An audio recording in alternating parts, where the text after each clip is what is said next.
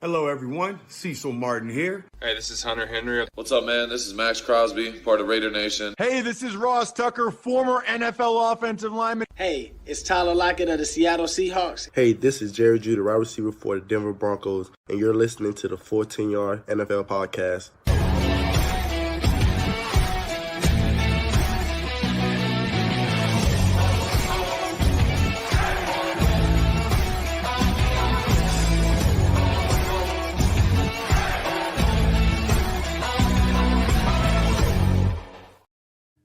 Hello and welcome back to the Full 10 Yards NFL podcast. This is our Week 11 recap.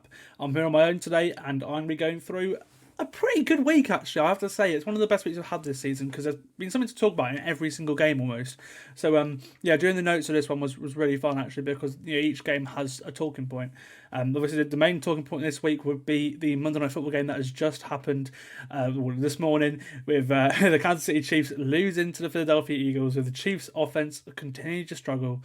They are plagued with drops again, and the Eagles got revenge for their Super Bowl loss in February. The Chiefs were shut out in the entire second half by the Eagles defense, who had a little bit of a down year, but they've been playing pretty well recently. And in fact, the Chiefs actually are averaging 5.3 points per game in the final 30 minutes this season. All year, they've been shut out in the last three games in the second half as well, which is just mental. I saw these stats on social media this morning. The defense at its best. I've loved what Spags has been doing on defense this year, but the Philadelphia offense is just so good. It's a number 3 offense for a reason coming into this season. And it feels like a couple of them have a down game. AJ Brown wasn't really as effective in this game. It was more of a Devontae Smith game, but the Chiefs are really good at taking away number 1 receivers, as Liam said in the podcast on Friday. So I wasn't really surprised by that one. So if anyone's going to go, in the race to 2,000 yards, it looks like Tyreek Hill's probably got a bit of advantage there right now. I don't think it's looking likely for AJ Brown at the minute. It was just a great game to watch. Ultimately, though, what cost the Chiefs this game in the end was drops. Drops. It's been, the story of the season, really. It was that Marquez Valdes-Scantling drop to, basically to win the game. A deep throw, I think it was second or third down. Patrick Mahomes drops it in there. MVS is wide open and it just falls, for a touchdown in the end zone pretty much, and it falls straight through his hands. And after that, the Eagles forced the Chiefs to a fourth and long, and it was incomplete. So the Eagles won at the end of the game there. I think these teams probably can meet in the Super Bowl. I think the Chiefs probably have to have a bit of an offense, a bit of a better offense to contend with the likes of, Baltimore and Miami in the AFC right now. And Miami and Baltimore play each other at the end of this year, so we'll see how good they are. And Miami in Frankfurt were going through things, but their defense turned up against the Chiefs. So I think they probably. They probably have got something to say about that if they were to meet in the playoffs as well. But yeah, the Chiefs, they're probably the best team, one of the best teams in the AFC. The Eagles, for me, are the best team in the NFC. Probably the best team in the NFL the last couple of weeks. I think actually the 3 best teams in the NFL the last few weeks have been the Eagles, the Niners, and the Cowboys, all NFC teams. So I think that's not been the case recently, other than maybe last year, the Eagles and the Niners. But yeah, I think with those. With all those teams, they've got one thing in common: great offensive line, and some sort of run game, and they've got great defense. All of them got great defense, and that's even if I'd probably say Jalen Hurts is the best quarterback of the 3, and if anything, the NFC is back in the trench, and you don't need a superstar quarterback to win games. But we'll see if the Super Bowl champion ends up being an NFC winner or not. This game will march Philadelphia on to the NFC 1 seed again. The Chiefs dropped to the 2 seed in the AFC, but they have beaten fellow 7-3 teams in Miami, in Jacksonville as well. The Ravens are now the 1 seed in the AFC, 8-3, but obviously they're on their bye the week after Thanksgiving. But the Chiefs have an easier schedule coming up than the Ravens. So that'll be something to watch. And the Dolphins and the Jags have similar schedules, if not easier than Kansas City. So the race for the AFC 1 seed is going to be great, going down to the final few games of the season. And honestly, I don't know who's going to get it. If I was to pick right now, I'd probably still pick Kansas City because I can't pick against them. But last night was all about Philadelphia. They were absolutely excellent. Jalen Hurts was good. I still don't think it was like an MVP level performance. So the MVP race is probably wide open. Although I would say that Mahomes probably isn't looking likely to win it right now after the last couple of weeks. So you could probably rule him out. But look, the MVP is there for the taking. Someone is going to win MVP. We don't know who it's going to be yet, but it is there for the taking. And look, we'll see how that race develops going into the season. I just want to say one thing about Travis Kelce as well, because there was a report before the game that he that he's been considering retiring probably at the end of the season due to the amount of injuries he's had lately. He's had a bit of a down year. He's been obviously he missed his first game in ages for injury this season. He's had a couple of niggling injuries, throughout the year. He's had a bit of a down year. He's not been the same this year at all, so I'm not surprised by this news. But it is just a bit interesting, obviously. I think they mentioned him getting into broadcasting or something eventually. Obviously, he's got his podcast with his brother as well. And yeah, I think...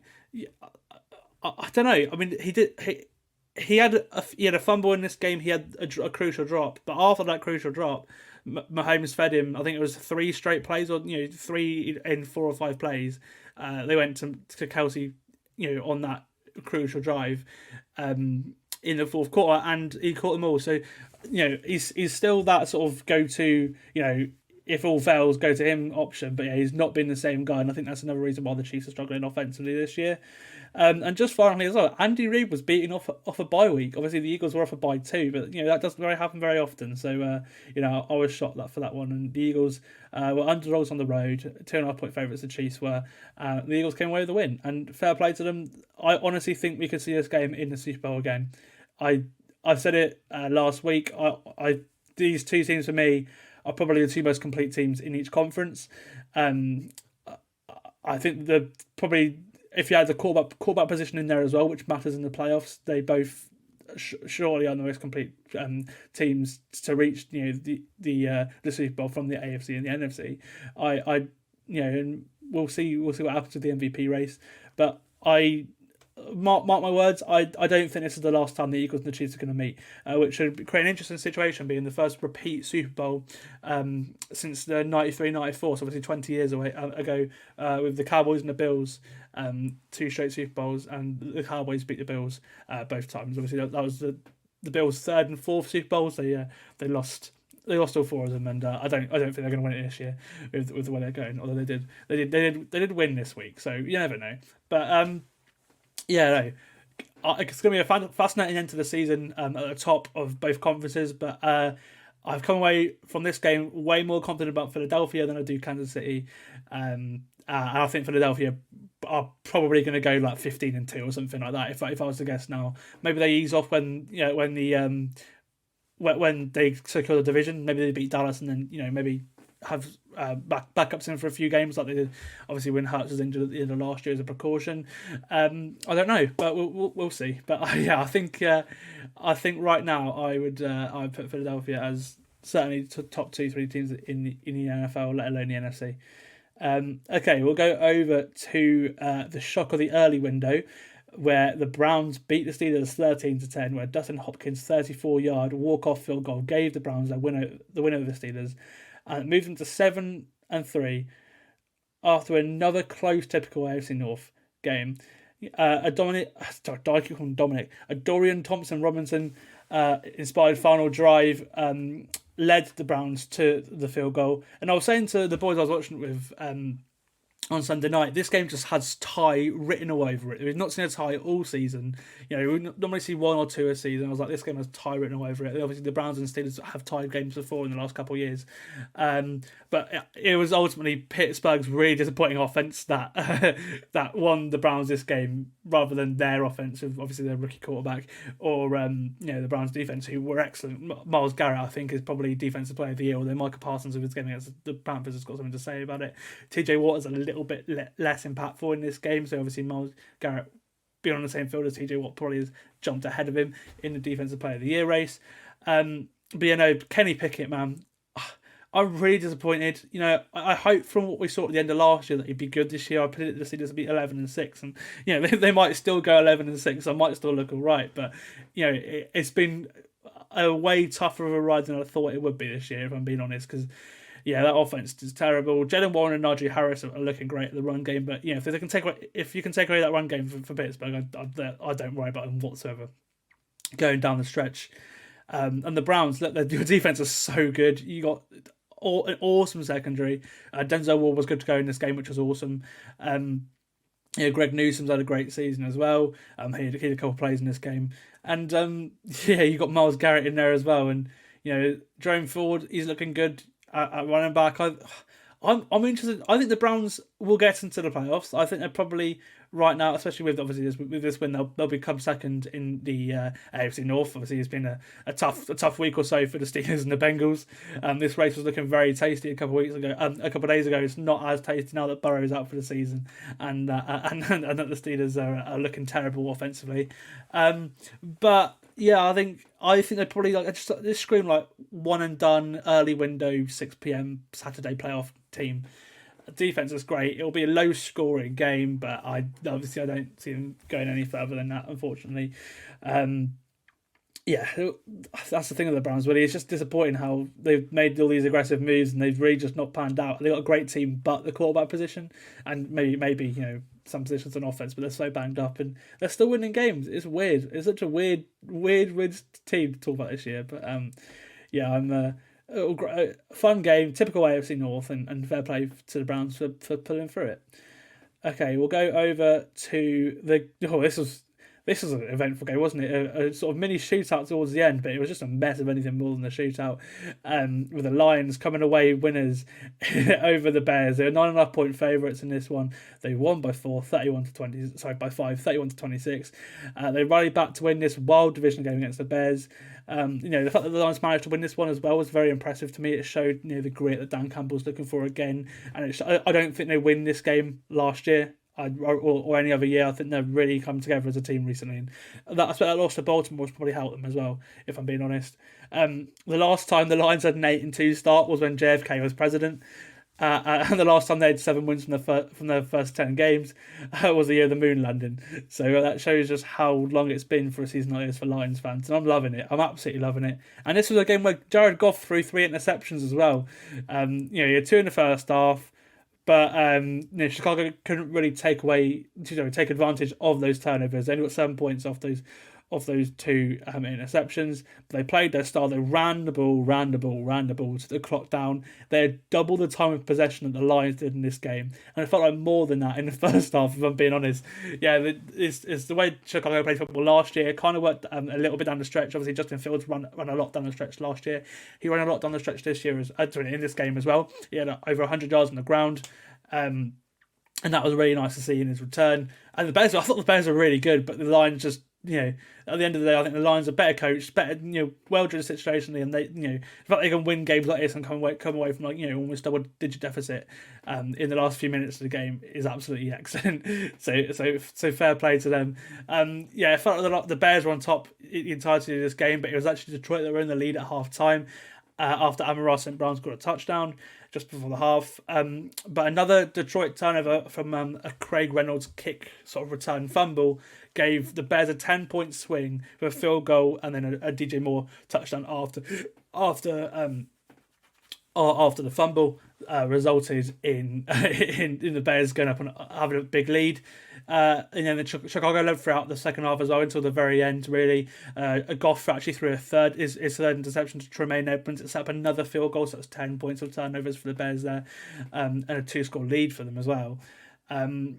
An 8-minute drive for the Bears in the fourth quarter made it 26-14, a 12-point lead with 5 minutes left. But the Lions were quickly back within 5 after Goff found Jameson Williams, who's becoming to get more and more involved in this offense. Obviously, a first-round pick from last year. I hope he can get more involved as the season goes on and into the playoffs as well, because he's a very fast, cool player. And then the Lions got to stop, meaning they had the ball back. They were driving to go win the game. And David Montgomery went in to give the Lions the lead with 28 seconds to go before Aiden Hutchinson strip-sacked Justin Fields for what turned out to be a safety after Darnell Wright just kicked the football into the back of the end zone. One of the weirdest ends of the games I've ever seen. But the Lions came away with the win. Obviously, like I said earlier, it's encouraging for me that they won this one. And for the Bears, again, I thought Justin Fields looked really good last week. It was 2 days ago. 100 yards on the ground too, as I said, and he looked pretty good. He had a poor interception, but I don't know what they do. I personally, I like Fields, but if you've got the opportunity to get a QB and you can get something for Fields, it might be just value for money wise. I think it might be better off to trade Fields, just with it looks like you're probably going to get a number 1 pick through Carolina. So they're in an interesting situation, but look, if any team's looking to get Justin Fields, they're gonna Pittsburgh, Atlanta, Arizona might be looking for a quarterback, although I think they might go through the draft. Either way, there are loads of teams that will be looking for a quarterback in this offseason, and I can't wait to see who lands on what team. I think there's a lot of teams that are down and out this year. There's not really much of a playoff race, especially in the NFC. It's nice to start talking about what could be the Giants as well, another team looking for a quarterback. It's nice to be and the Patriots too. It's nice to see talk about what will happen next year already in week 11 for some teams, because we're going to have a load of QB movement this year, this offseason for sure. Okay, we'll go over to Sunday Night Football now, where the Broncos moved to 500 to beat the Vikings 21-20. And as of at the start of the season, turnovers cost the Vikings here.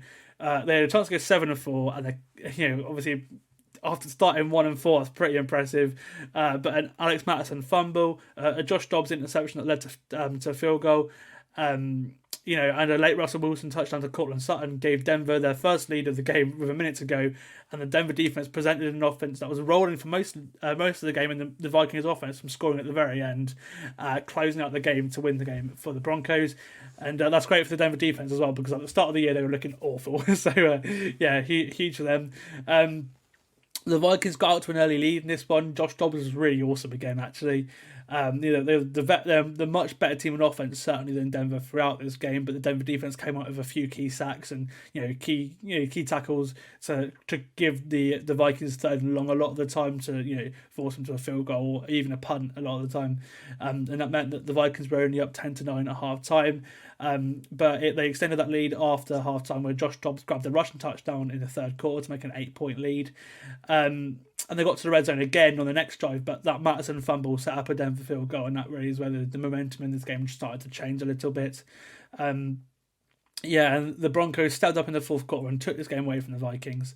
And it's the first time that Denver have won 4 in a row since 2016. Obviously, that was the year after Peyton, where they were scrambling around with quarterbacks, Paxton Lynch, Brock Osweiler, all these guys. And the last few weeks, we've seen the added value of having Sean Payton in that building for them. They're starting to look really well coached and really well disciplined when they didn't at the start of the season. I think he's sort of reined it in now. I don't think he really was fully in it at the start of the season. Obviously, you can sort of point to the Nathaniel Hackett comments and things like that and say like, oh yeah, he that does make a lot of sense. And the defense as well. That's been the major factor in this time. I've always said that Russ wasn't a problem. He's looked good. It's been okay. He's been pretty conservative, but they're playing winning football.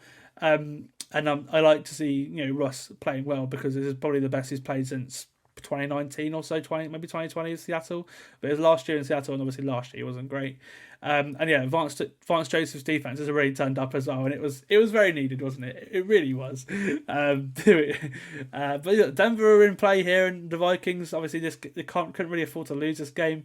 They got the Bears next week, so they can probably go to 7-5 next week. If they lose that one, then they're probably out of the playoff hunt, I expect. Just because with how the NFC's turned out this year is a bit of a weird one.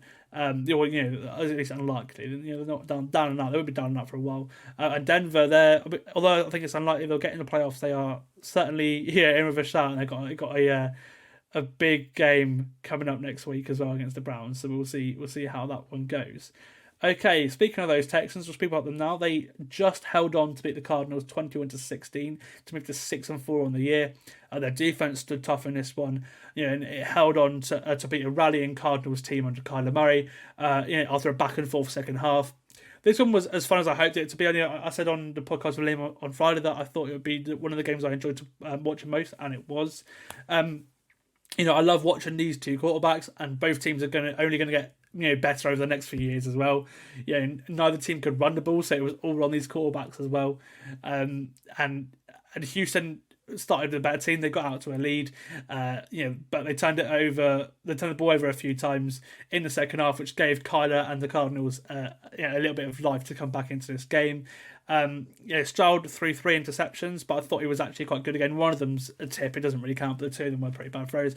But those have been coming. He has been throwing footballs like that all season. It's just a lot of times he's been lucky. Those he's had poorer games in this one and had better stat lines. I actually thought in this game Stroud looked he looked really good compared to some of the other games he's had, and he threw 3 interceptions. So it just shows that the eye test is better than the stat line sometimes. And he's excellent. He's just look at how he's playing. He's playing absolutely excellently, and right now, honestly, he's a candidate for MVP. I don't think, unless Houston win the division, I don't think he wins MVP. But look, they've got a chance. They've got Jacksonville next week. They've got a huge game. I would absolutely love for a rookie quarterback to win MVP right now. It'd be awesome. And Kyler, he was looking really good too, especially with the situation around him. Obviously, you look at Stroud, and he's got a top offensive line now that they're healthy. He's got 2 awesome receivers in Tank Dell and Nico Collins. He's got Noah Brown, who was out in this game, but he's also had an impact as well. Obviously, Robert Woods in there, Dalton Schultz at tight end. The Cardinals have got okay skill positions. It's not the worst in the league, and they've got a decent offensive line as well. Although Kyler was getting sacked a lot in this game. But no, I don't know what Arizona do now, because I feel like Kyler's going to win them games down the stretch. And I honestly, this Arizona offense is way better, play calling wise than it was with Cliff Kingsbury too. So if maybe they do decide to keep Kyler around. I don't know, but he's looking good off an ACL, which is excellent news. We'll go over to Miami, who just held on to beat the Raiders 20-13. It was Jalen Ramsey who came up big in this one for the Dolphins with 2 second half interceptions of Aiden O'Connell, including 1 in the end zone to ice the game. It's a weird game. The Dolphins' defense was excellent all game. And the offense looks great from the box score if you look at it. But they kept turning the ball over, and it kept the Raiders in it. I thought Aiden O'Connell, before going on to the Dolphins offense, was actually really good until he had to force it at the end, which is when which is when the game got away from the Raiders, because that's when Ramsey made the 2 interceptions. And as for Tua, I thought he looked average, but it made 2 stupid throws. One of them was intercepted, one of them should have been intercepted. But it had a load of good ones too. And it's getting to the point now where an average game for Tua Tagovailoa is a game that he throws for 300 yards and throws 2 touchdowns. It's getting to the point now. That is, again with Stroud as well, 2 guys who have been consistent all year. That is consistency at its finest, and that's why he is in this MVP conversation. And it just shows how good he's been in the last 2 years as well. That 2-3 years ago, 300 yards and 2 TDs for Tua, people will be talking about him in the media for ages, saying, "Look at Tua," we never saw it. That was his 5th game with those numbers this season. Over 300 yards. I think he's tied at the top of the NFL for that record or something. He's very much at the top for most 300-yard games. And that was without Tyreek Hill for a little bit as well. He went out with a hand injury in this one, came back in and got another 150 yards and a touchdown, putting him ever so closer to being the first receiver to get 2,000 yards. Which I think if he does that, he will be an MVP. He'll certainly get MVP votes. It's a record-breaking season. He has to get MVP votes for that reason alone. But the Dolphins. Pass game was looking good. They ran the ball loads. Hill had a fumble. Julian Hill had a fumble. Tua had a fumble. Tua then also threw an interception. It was just stupid turnovers that cost the Dolphins a chance to really blow out the Raiders in this game. But they were excellent on offense, and the defense. Fangio's defense was really good as well. Which is they're getting better and better every week. They've got every starter healthy at the minute too, and they're coming into a stretch of four games now. If they win those games, they'll wrap up the division before they play the likes of the Bills, Cowboys, and Ravens. If they go into these next 4 games and win them all, then they've got a 96% chance of making the playoffs. They'll pretty much guarantee playoff position then, maybe, and then the final 3 games against the Cowboys, the Raiders, and the Bills is the fingers in that order. Ravens, sorry, not Raiders. Obviously 3 massive games. They all determine the AFC. AFC seeding, and which obviously for that reason it's going to go down to the very, very wire. down to the wire, and it will be very, very close. And actually going in, playing those 3 tough games before the playoffs might be a good thing for Miami. It might be a bad thing. They might lose all 3 and like at the end of last year, and then find themselves in with a rookie quarterback playing against Buffalo in the playoffs. You never know. But yeah, fair play to Tua for staying healthy this long. The offensive line still banged up, but it's looking pretty good. He was only sacked once in this game. And look, the Raiders under Antonio Pierce, he looks like an awesome get for interim head coach. He's being helped out by Tom Coughlin, who obviously he was coached by to win 2 Super Bowls with the Giants back in the day. I think I mean I don't think he'll get the job permanently. I think Jim Harbaugh's being linked to that one, which I don't know if Jim Harbaugh without a quarterback. I think Jim Harbaugh the Chargers is probably better fit for him. But we'll see.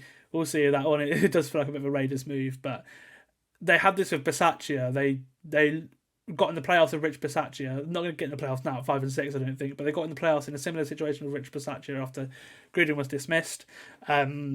And yeah, they made the wrong hire, and they've sort of found themselves in a situation again. So hopefully the Raiders can make the right hire this time. But they've certainly got talent at some positions on that team. Their defense is playing a lot better than it was last year as well, which is a major bonus. And Max Crosby is absolutely excellent. So yeah, even though the Raiders lost, there are certainly some positives. Sorry, forgive me, I was just taking a drink there. Okay, we'll go over to LA now. Speaking of we just spent the Chargers, we'll go over to the Rams. They beat Seattle 17-16. They came back to beat the Seahawks, sweeping their NFC West rivals after beating them in week 1. A weird end to this game, really weird. After being taken out of the game due to a hit to his elbow, Geno Smith came back into the game.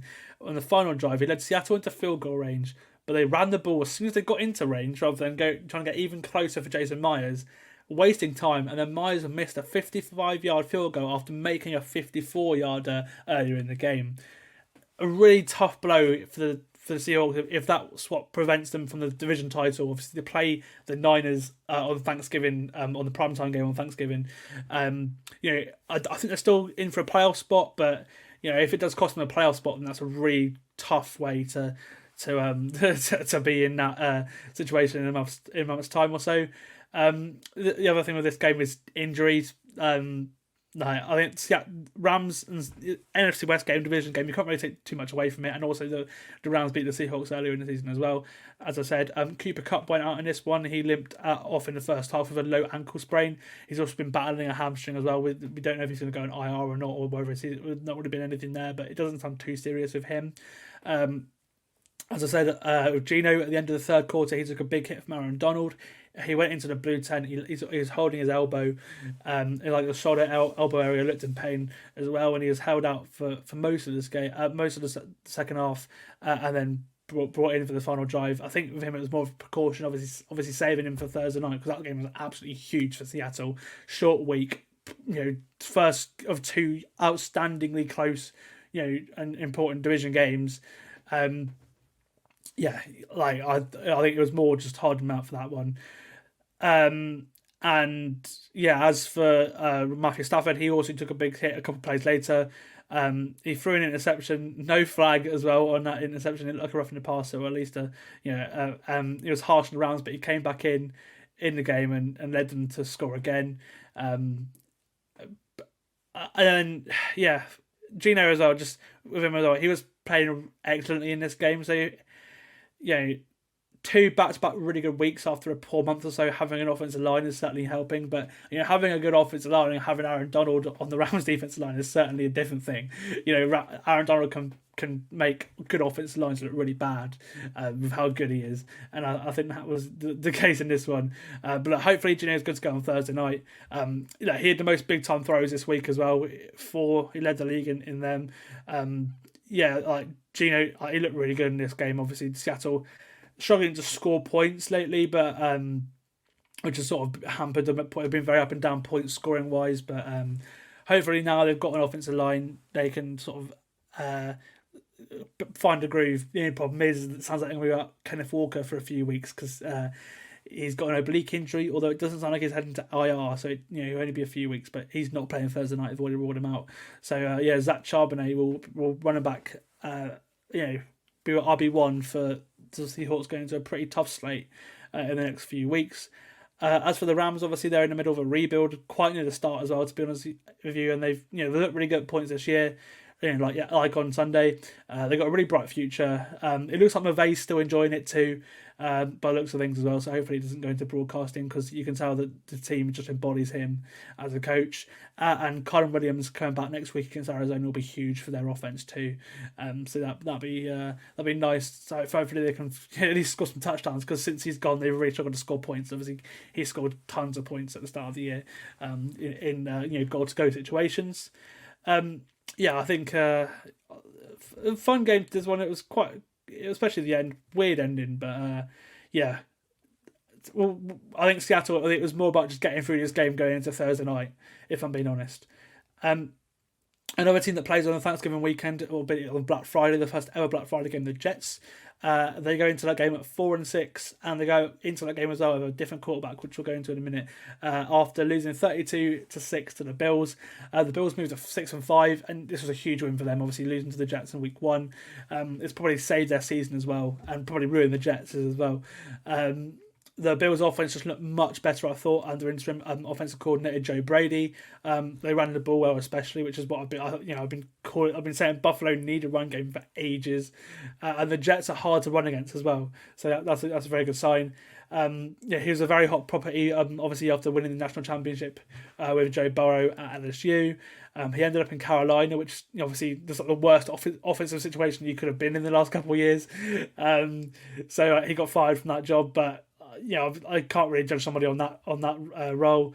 So maybe he gets a job permanently. I don't know. But there's been a lot of talk about him in the build up to this game, and obviously after the game winning as well.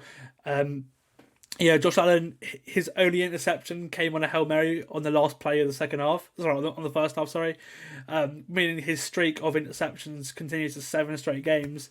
Obviously, Patrick Mahomes went through a similar one a couple of years ago. I think it was 10 games he went through with an interception every single game. Allen's going through a similar stretch, but he was really good in this game. And yes, he threw a pick, but he was much better than he's been recently, and I think that's a tremendous Jets defense as well. We saw the first of 2 successful fake punts this week. The Vikings had a fake punt as well in their game, with Thomas Morstead completing a pass. And social media was joking all game, well, for a bit after especially the benching of Zach Wilson, that Thomas Morstead would do a better job at QB than Wilson. The Jets offense was just horrific again. 29-6, Wilson was benched for Tim Boyle, who will start the Friday game against the Dolphins. He's already been announced to do that, and actually Wilson will be a third string quarterback in that game as well, with Trevor Siemian moving up to be the backup from the practice squad as well. Interesting, in his press conference after the decision as well, Robert Saleh said, I still feel like he's going to be a very successful quarterback in this league, with this team as well. So weird, but look, I think this is the Jets season done. Aaron Rodgers was meant to be back in the building this week, but at 4-6, it's looking less likely that he plays this year. What's the point? Your season's over. It just wouldn't make sense to save him. And prayers up to Taylor Rapp as well. He was carted off in the ambulance for this game. It had a very long delay, obviously. But obviously with the Bills, the player getting taken into hospital in ambulances, and it's not great at all. It's obviously with everything that happened to Damar Hamlin a year ago. So I hope Taylor Rapp's okay. So prayers up to him. But it didn't seem as serious as Damar Hamlin, obviously. But hopefully his injury recovery goes well. And that's pretty much it with this game. Buffalo is still very much alive, but they've got a very, very tough schedule coming up now. So we'll see how long that lasts. Okay, we'll go to an all AFC South battle where the Jags got back to winning ways with a complete performance to beat the division rivals and the Titans. They're much, much better offensively compared to their game against the Niners, obviously. And as Liam predicted on the podcast on Friday, it was a huge day for Calvin Ridley too. 7 grabs for 103 yards and 2 touchdowns. He had 18 yards on the ground too. And after one of his worst games under Doug Peterson last week, Trevor Lawrence was awesome in this game, much better. As for Tennessee, they had nothing offensively for huge parts of this game for a second straight week.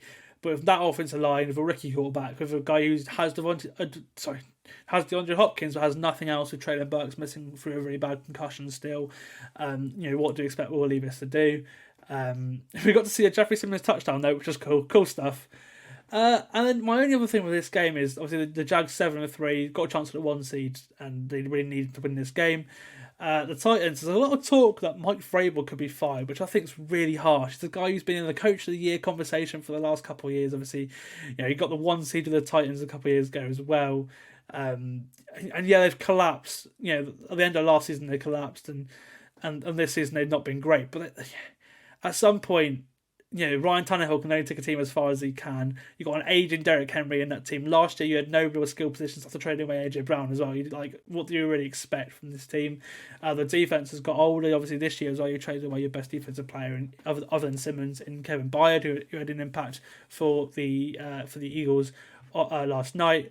But you can't fire Mike Vrabel after this. He's been one of the best coaches in the NFL the last 5 years. If they do that, then I think that was really stupid, and I think he'll find his way into a job pretty soon afterwards as well. But maybe Tennessee just want to rebuild. They're in a situation now where new quarterback, they might want an offensive head coach potentially, but I think it's really dumb. I think it really is really dumb. But saying that, I thought the same thing about Brian Flores, and then look at Miami now. So, maybe there are other things going on in the organisation like it was with Flores a couple of years ago. We'll move over to the battle of the two the two 2020 draft class quarterbacks, Justin Herbert and Jordan Love. Also, two former Rams assistants, although they weren't with the Rams at the same time. Especially on the hot seat as well. In LaFleur and obviously Brandon Staley. Staley in particular, he had a bit of a meltdown at the podium after this game when asked if he was going to give up defensive play calling. And he was like, no, I'm never doing it. Stop asking. I am calling the defenses. But it wasn't him that was the problem this game. It was the Chargers' offense. They were flat. And again, it wasn't just in Herbert. For the last 2 weeks, it's not been Herbert's fault that they've lost the game. He's been there to make plays in the fourth quarter. It has been at points his fault, but these last 2 games, not his fault at all. And this year more than ever, these last 2 disappointing losses have not been on him. He even led the team in rushing in this game, 8 carries of 73 yards. The problems of the Chargers offensively were, another horrific Quentin Johnson drop right at the end. He had 2 in this game that was pretty bad, but especially the one that probably cost him this game with a wide open. He was wide open, probably would have run in for a touchdown. No one near him, had to be a touchdown, and he dropped that pass. He's not been a great first round pick at all in his rookie year. Obviously, Keenan Allen, he's been great this year, but even he has his drops, and he was wide open and dropped a touchdown in the end zone. Austin Eckler lost a fumble near the goal line in this game as well. Obviously, that's 3 probably scoring opportunities that they gave away, and it allowed the Packers to win this game, 23-20. There's a career day yards-wise for Jordan Love. I thought he was pretty good, actually. Two good weeks back-to-back for Love, which is encouraging, but I think it's more the fact that Matt LaFleur has actually started calling good offense, which for the first half of the season, it was absolutely horrific. And it's why I said I feel like he could be on the hot seat. Obviously, Staley's gone after this year. I feel like they might give LaFleur another year, especially if obviously Love another year to start and develop as well. But first time over 300 yards for Jordan Love, 322 yards and 2 touchdowns. Unfortunately for them, though, they were finding a bit of a run game last week, and then Aaron Jones went out with a knee injury in this game. It doesn't sound too serious, but I don't know whether he's going to play or not this week, especially with it being Thursday against the Lions as well. I'd probably say he doesn't play, so Adrian Dillon will probably start in this one. With this one, the Packers, their season's over, and they probably ruined the Chargers season as well. But the Packers, they're in a rebuild, and the Chargers, this is it for Brandon Staley. I think if they lose another game, I can see him getting fired mid-season, if I'm being honest. But he's done, and I can't wait to see Herbert with a proper offensive coach. Which makes you wonder what happens to Kellen Moore, because I probably wouldn't give it to Kellen Moore because his offense hasn't been that much better this year than it was with Joe Lombardi. Chargers lost, but don't blame Justin Herbert. Especially, I blame him a lot of the time. This was not his fault. It was, like with the Chiefs, drops, turnovers just cost them massively here. We'll go over to San Francisco, who went to 7-3, and they're thumbing back after beating the Bucs 27-14. Brandon Ayuk, Brock Purdy were awesome, combining for 156 yards and a touchdown. Purdy especially, he silenced critics again in the last 2 weeks. He's been excellent. One of the best QBs in football the last few weeks. As for Ayuk, obviously he's now the number one receiver targets-wise for the Niners, which has been coming. Has been so good the last few years, and obviously he stays healthy, which Deebo Samuel has struggled with over the last couple of years too. Purdy 21 of 25 for 333 yards, 3 touchdowns, and 58.3 pass rating, making him the first 49ers quarterback to record a perfect passer rating since Joe Montana in 1989. Thank you for Sky for that information.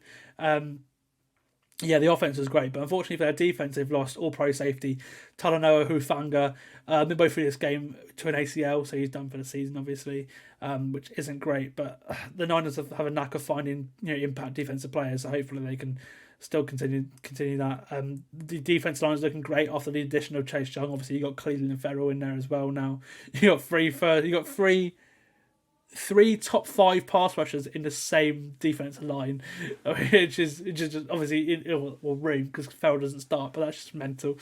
Obviously you got players, you got first round picks, in the middle of that defensive line too. It's just mental. As a Tampa Bay, I thought they were decent actually. The Niners have just been the best team in football I think the last couple of weeks, if not second to Dallas or maybe Philly, but they've certainly been excellent since coming off their bye and their 3-game losing streak before. Again, Baker was okay, although the Niners D-line did get to him. But I think that's more their talent on the D-line is exceptional, and the Bucs' offensive line is good. It's been good this year, but it's very hard to stop. And shout out to Todd Bowles. He's probably going to get fired at the end of this year, but his defense has sort of held his at least played from the last couple of weeks. They held their own in this game for a lot of it too, and they're better than they have. They were way better than they have been at times this season too. The Bucs, weird team. Obviously, I think they're probably going to blow it up this off season. But it was nice to see Baker Mayfield get a nicer, a final, prove it job, and I think he has proven it. He may be somewhere else next year, but he's certainly played well this year. And the Niners, one of the best teams in football. Watch out for them down the stretch. They're going to be really scary. Really scary indeed. Okay, two games left, and they both involve NFC East teams. We'll start with the Cowboys, who beat the Carolina Panthers 31-19. And all the Dallas defense again. They're absolutely mega. Deron Bland's 4th pick 6 of the season. Still another defensive-led win, this time over the Panthers, as I said. And as predicted, Dallas more than doubled the spread here. I thought it was too low. It certainly was too low.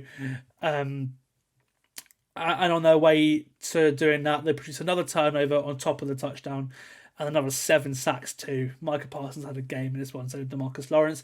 Their offense was decent again, not exceptional, but Dak certainly did what he was asked, and he's been one of the best QBs in football the last couple of weeks. And they're starting to get Brandon Cooks and Jake Ferguson involved more as well. Their roles are starting to grow, which is awesome for them, and it'll be great down the line too for them. I actually thought Carolina played one of their best games in this. It was a 1-score game at the start of the 4th quarter, which against the Cowboys is really good for them. Obviously, it's a home game as well. But there was a touchdown that Dallas scored, and then Deron Bland's pick 6 afterwards really finished the game for Dallas. I thought Carolina were good on both sides of the football. Frank Reich called a good game, although it didn't look too much different to what Thomas Brown was calling. But I think he's probably done. Panthers moved to 1-9. They don't have the number 1 overall pick either. Kind of unfortunate for them, really, isn't it? Dallas 7-3 have to beat Philly. They have to beat Philly in a few weeks' time to stand a chance of winning the NFC East. But they're excellent, and I hope they can win a playoff game this year. And then we'll finish off with the battle of the teams that are pretty much already out in the NFC East, the Giants and the Commanders. But it was the Giants who shot this one. They did shot, but the Commanders were 9.5-point favourites in this game, and they lost by more than that spread. Mental. Isaiah Simmons with a pick 6 that sealed the shock win for the Giants over the Commanders. In this game, it went exactly how I expected it to. With the roles reversed, it was super weird. How the Giants looked how I thought the Commanders would, and the Commanders looked how I thought the Giants would. I thought Tommy DeVito looked how I thought Sam Howell would. I thought he was really good, and Howell was horrific. The Giants' defense produced 6 turnovers, intercepted Howell 3 times, and sacked him 4 times. Tommy DeVito was sacked 9 times, by the Commanders' defense that traded away its 2 edge rushers, and unfortunately have lost 2 more due to injury, which we'll get to in a minute. And I thought that would be the other way around of how Washington's offensive line have looked. I thought it'd be Howell getting sacked 9 times, but no, it was DeVito. And, in that situation as well, I thought he was really impressive. Honestly, I think it's probably the best Giants QB performance we've seen all season, which I don't know if that's telling about the Commanders' defense or not, but yeah, I thought DeVito was pretty good and led the Giants to this win. Saquon Barkley as well having an awesome game. Darius Slayton too, although he went out of an injury in this one. And yeah, 2 of the 3 wins to the Giants this season have come against the Commanders, which is quite interesting actually. I thought, but yeah, I think with this one, when the podcast here, obviously, the main story on here is the fact that Efe Obada was carted off at the very start of the game after fracturing his leg in 2 places. Prayers up to Efe, obviously, British player. Everyone who listens to the podcast knows who he is. A speedy recovery to you, Efe. Obviously, it didn't look great at all. Seeing you get carted off and taken away at FedEx Field. So yeah, prayers up to you, man, and yeah, hopefully I wish you a speedy recovery. And yeah, that's it. That is week 11 recapped. Thank you for listening to the podcast this week. It's been really fun again. I'll have Charlie Grace on Friday to preview all the week 12 and also recap all the Thanksgiving games that happened on Thursday night. It's going to be a fun Thanksgiving too. You've got a lot of teams who are relevant this year. A lot of the time we don't have teams that are relevant on Thanksgiving. So, the Lions are relevant, of course, and they're playing the Packers. Obviously a big rivalry there. You've got the Cowboys who are relevant this year, really relevant, playing against the Washington Commanders. And then obviously you've got the big NFC West game between the Seattle Seahawks and the 49ers. That will be massive as well because if the Seahawks win that one, they're firmly back in the race for the NFC West. And also a short week. Anything can happen. Anything happens on Thanksgiving, it'd be awesome to watch. I can't wait to watch it. And yeah, we'll bring you the recap to that game about Friday afternoon, probably. Those games on Friday afternoon. We'll preview the first ever Black Friday game with the Dolphins and Jets, and obviously preview all the games that are coming on Sunday and Monday too. So for now, I will see you for our Thanksgiving recap and Week 12 preview in a few days' time. But for now, I've been Sam Morris. You've been listening to the Full 10 Yards NFL podcast, and I will see you next time.